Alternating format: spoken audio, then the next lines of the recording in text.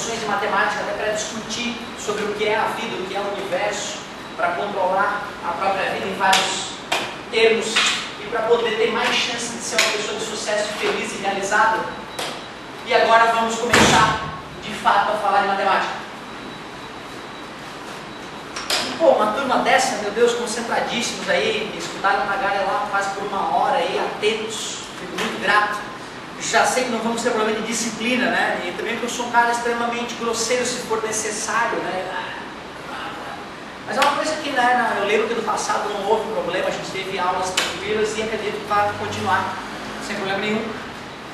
E por isso todos têm 10. 10 de participação e tarefa. 10 para todo mundo. 10, 10, 10, 10. E como é que tu perde um ponto? Se tu não faz a tarefa. Certo? Então todo santo dia, tu também, né, pai?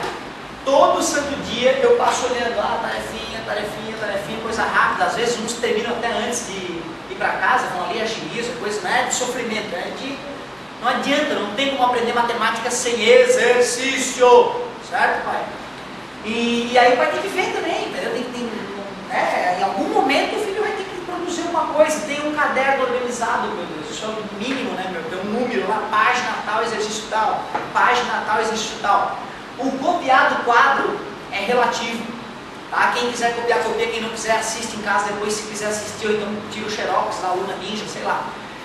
Porque tem aluno que aprende copiando, certo? Tem aluno que aprende escutando e vendo, né? Então é diferente, cada pessoa tem a sua maneira de internalizar as coisas, tem que descobrir quem tu é. Tem que descobrir se tu é o cara que tem que olhar ou se é o cara que tem que anotar ao mesmo tempo. Eu fui sempre de olhar. Quando eu copiava, me perdia, minha irmã foi sempre de copiar e os dois se viraram, independente das técnicas serem diferentes, certo? Então tem que escolher qual é a tua técnica aí de estudo. E o ideal, chegou em casa, faz as tarefas, ou come, dorme, depois acorda e faz as tarefas.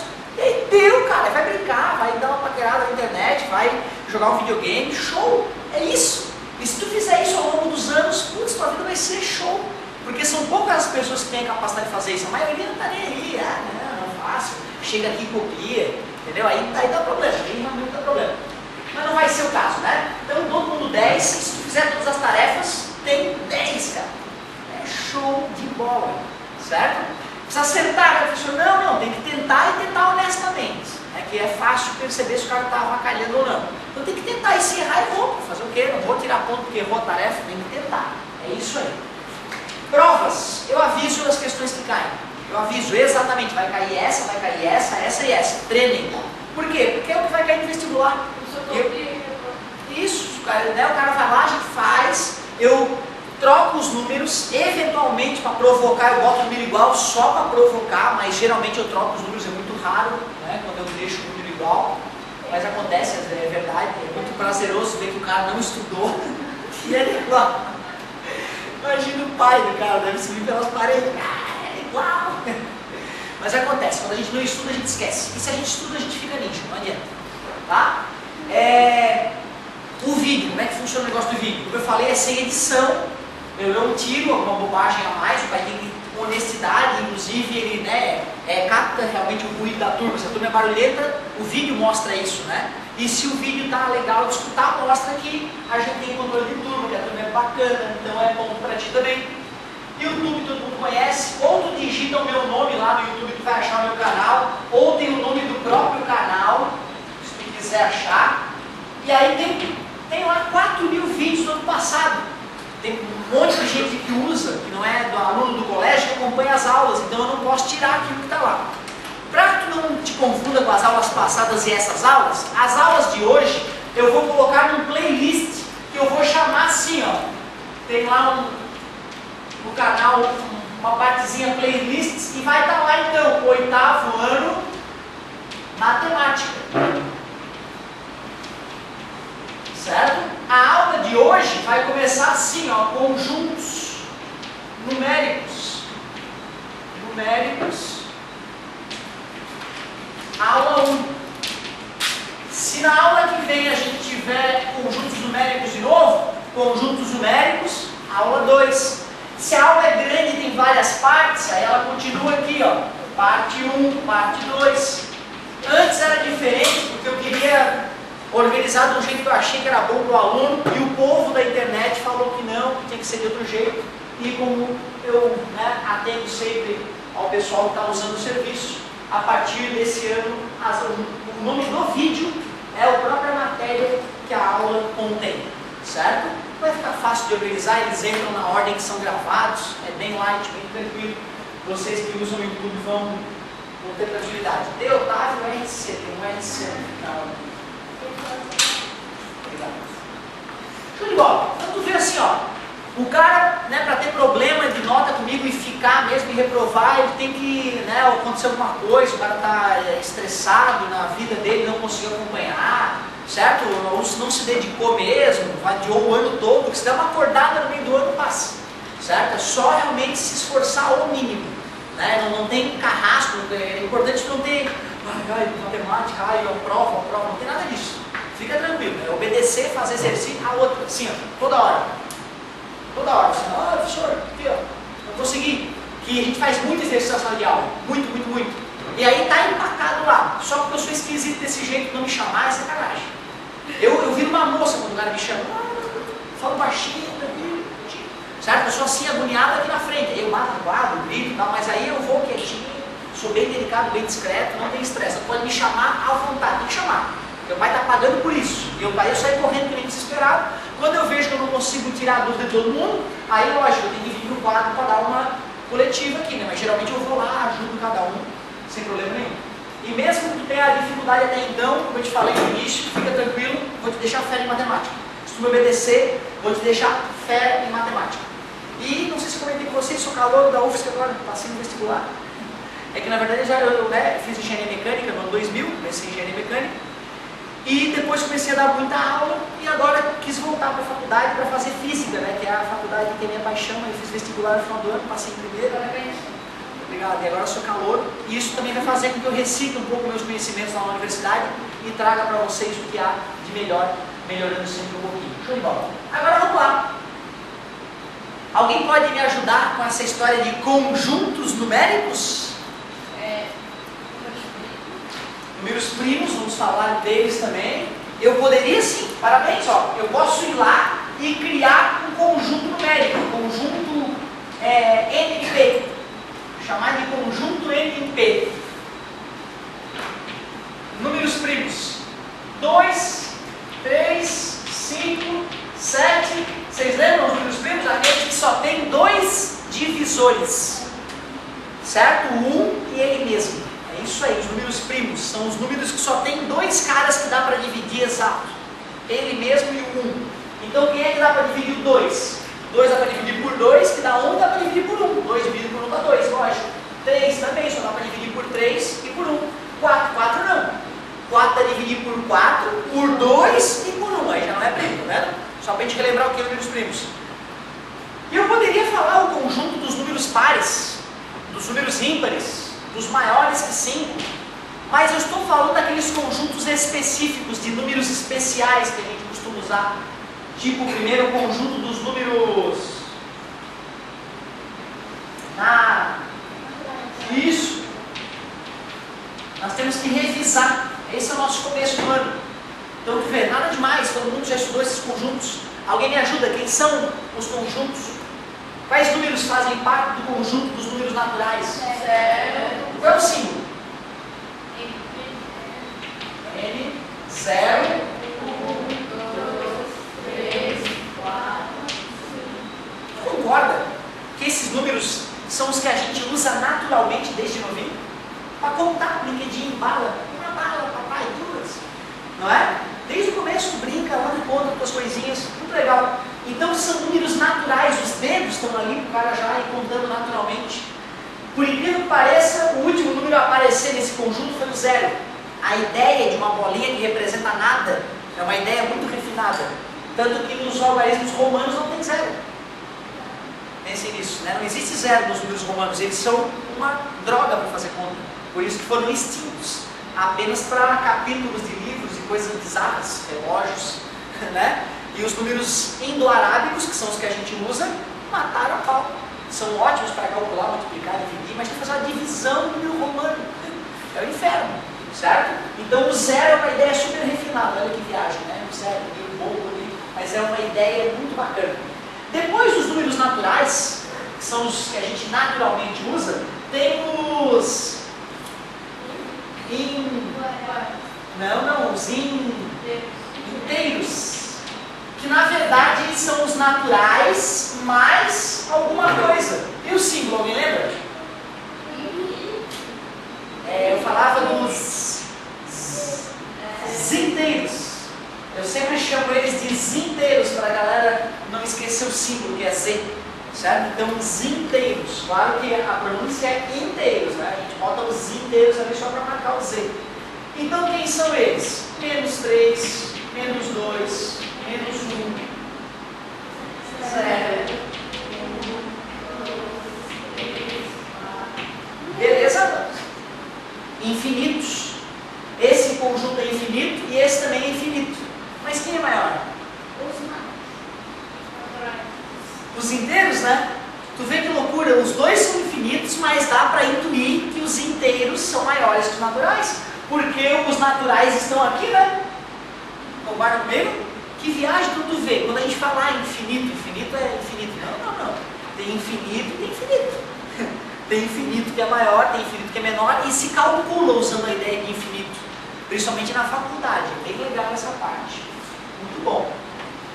Depois dos números naturais e dos números inteiros, nasceu uma ideia mais refinada na matemática. Porque se o cara quiser representar uma parte de uma coisa, uma metade, por exemplo, esses números aqui já não servem, né? Concorda comigo? Se eu quiser representar uma metade, uma barra de chocolate, como é que eu vou fazer isso usando aqueles números lá? Não dá. E por isso nós tivemos que criar uma categoria melhor de números, maior, chamados de Isso. Quando a gente fala, aquelas pessoas são irracionais, né? A gente pensa em vândalos, sei lá, loucos. Ou então, aquele cara é um cara muito racional. Quer dizer que ele usa muito a razão, né? Não faz as coisas sem pensar, ou pela emoção, pelo impulso. Ele usa a razão. Nesse caso, galera, racionais vem da palavra razão também. Só que nesse caso é a razão de divisão, tá, pessoal? Não é a razão de raciocinar, beleza? É a razão chamada divisão. Então, cuidado. Divisão. Divisão, a gente também pode lembrar a palavra quociente, que é o resultado de uma divisão. E eu só cheguei até aqui para te mostrar da onde é que vem o símbolo dos números racionais, que dá vontade de falar R, né? Racional, mas não é que. Por que que? Da palavra quociente, que é o resultado de uma divisão. Então me digam, qual é o quociente de 10 por 5? 2, 10 por 5 é 2, muito obrigado. Show de bola, nada demais. Os números racionais, galerinha, são os números formados por uma divisão de dois números. Sendo que os números devem ser inteiros. Então pertence a Z e B pertence a Z.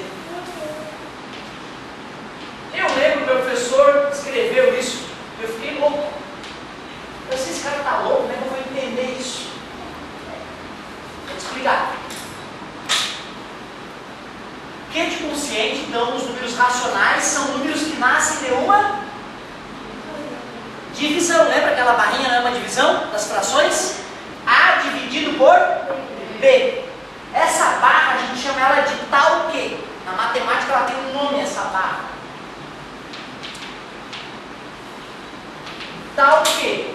Ou seja, né? A dividido por B, A pertence a Z. Ou seja, esse número que vem na parte de cima tem que ser um número inteiro, um desses aqui, ó. Beleza? E o número de baixo também tem que ser um inteiro, porém, olha lá, aquele Z ganhou um asterisco ali em cima. Quando a gente bota um asterisco em cima de um símbolo de um conjunto, a gente está excluindo um número. Adivinha qual número eu estou excluindo? O zero. Parabéns, o zero. Por que será que o zero não pode ir ali embaixo? Por que será que o maldito zero não pode ir na parte de baixo de uma razão, de uma divisão, de uma fração? Pois é, não tem como dividir por zero. Por que não tem como dividir por zero? Vamos relembrar. O que acontece quando eu divido um número por um número muito pequeno? Negativo. Vamos ver? Quanto é que é 1 dividido por 1? E quanto é que é 1 dividido por 0,1? Igual às casas? Não escutei. Igual às casas, elimina as vírgulas. Então, peraí. Uma casa após a vírgula, uma casa após a vírgula, não é isso? Igualou, eliminou. 10 dividido por 1? Deu 10, caramba. E quanto é que é 1 dividido por 0,01? 100. Quanto é que é 1 dividido por 0,001? 1000. Então, quanto é que é 1 dividido por 0?